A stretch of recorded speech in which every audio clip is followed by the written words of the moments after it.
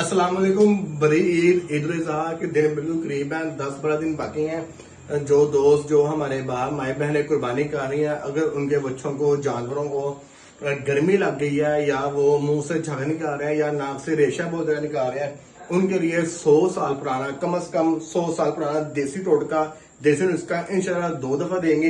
बिल्कुल आपका बच्चा खाएगा, आपका जानवर, आपका बकरा खाएगा और ऐसे खाएगा जैसे खाने का हक होता है, और वो 10-12 दिनों के अंदर ही बिल्कुल हेल्थी एक्टिव हो जाएगा।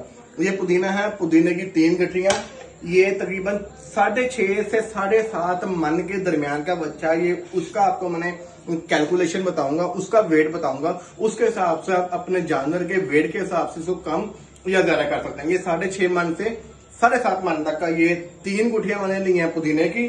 सिर्फ पत्ते डंडियां निकाल देनी है।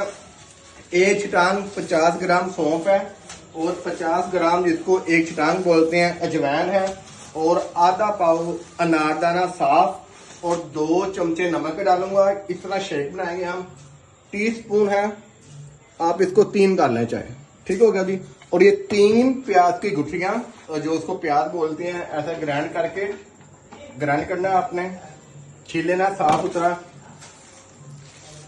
सौंफ 50 ग्राम, एक छटांग, उसके बाद अनारदाना ये आपने डाल दिया। उसके बाद अजवाइन, आजकल गर्मी ज्यादा है तो थोड़ी सी अजवाइन आप इसमें से बचा लेंगे। ये मैंने बचा ली। और ये पुदीने की गठियां। जी नाजरीन, ये देखेंगे जैसा कि आपको बताया था कि शेक इस तरह बनाना, ना ज्यादा पतला ना ज्यादा गाढ़ा, जो आसानी से वो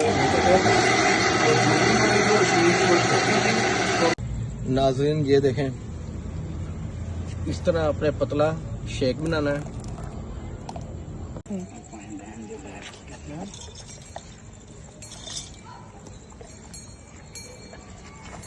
ये देखें, इसका नुकसान कोई नहीं है, फायदा ही फायदा है। अगर ये कम खाता है